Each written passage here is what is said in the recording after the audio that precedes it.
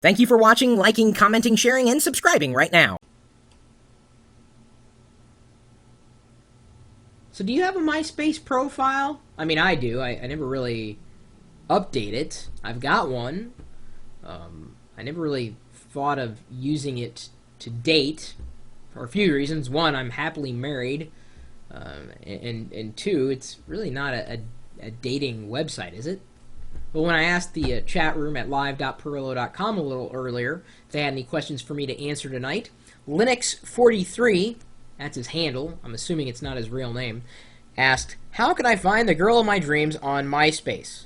Well, if I'm not mistaken, there are plenty of females to be found on MySpace. But, you know, no matter where you go searching for love online, I thought I'd give you 5 tips. This is specifically geared towards you if you're a geek looking for love on the internets.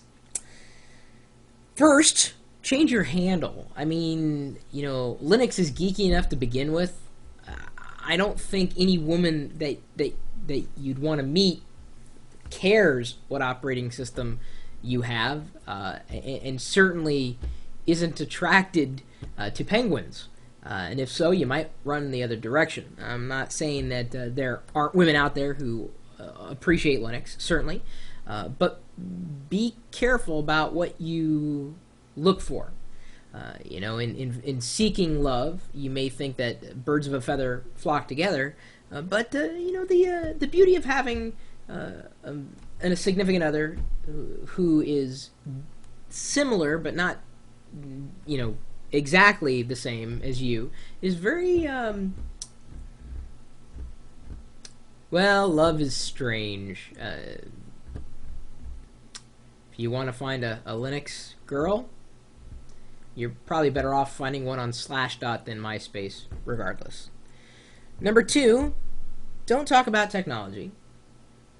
You know, unless, of course, the woman is really into technology, and in which case she probably already has 1,001 suitors already online pursuing her. I mean, the worst thing it seems that a female can do is admit that she's a female on the internet, because as soon as she does, then everybody asks her to upload pictures and, you know, just makes lewd comments and suggestions, and it's just not appropriate. But technology is typically not the topic that the girl you might want to attract is interested in. In fact, that's the thing you got to figure out is you have to talk about what's interesting to her. And, you know, once you've been in a relationship after a while, you do forget about that. And that's where it's nice to have date nights, which my wife and I have every week, or at least tried to have. This week, I think, got skipped inadvertently. It was going to be a boring date anyway. I mean, not because what I had planned on was pretty boring. I'm a boring guy. This is what I do. Number 3, learn how to write well, because grammar is important. And if you're planning on meeting someone digitally, then the only impression she or he is going to have of you is how you convey yourself. And maybe that's through video, maybe it's through audio, although probably not likely. But in writing, I mean, you gotta put yourself across the right way, and having good writing skills is, in my opinion, paramount.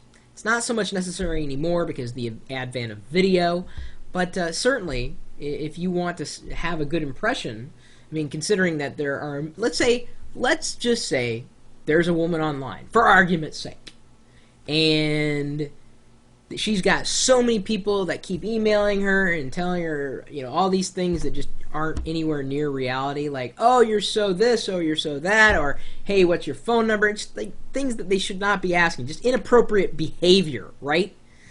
How are you going to stand out from that? Well, if you actually get to know her for who she is and what she's interested in, genuinely, not acting like a complete drooling fanboy, you might get somewhere. And having a good presentation, I don't know, that's the word I'm looking for, being able to write well, being able to come across as if you are intelligent, whether or not you actually are is beside the point. If you look intelligent, Well, isn't that all that matters? I mean, no, it's not all that matters. But yeah, anyway, I'm probably digging myself a grave. Oh, so I've already covered 4 there. Change your handle. Don't talk about technology. Learn how to write well. Don't become a drooling fanboy. And then MySpace is not a dating portal. It's really there to have a social profile. Of course, there are plenty of other social networks out there. Some with a true reason to exist, like YouTube, where people upload videos. Flickr, where people upload photos. MySpace just kind of exists to be a catch-all of everything you are, but then it's got Facebook as a competitor, and if I were to meet someone, I think I'd learn a little bit more about them on Facebook than I might on MySpace. MySpace tends to get overloaded with stuff that may or may not be related to that person. The comment streams or some wacky little widget that just doesn't make any sense. And I mean, Facebook, some could argue, is the same way. But if you really want to meet someone, you have to get to know them truly. And if you're looking to do dating online, then go to a dating website.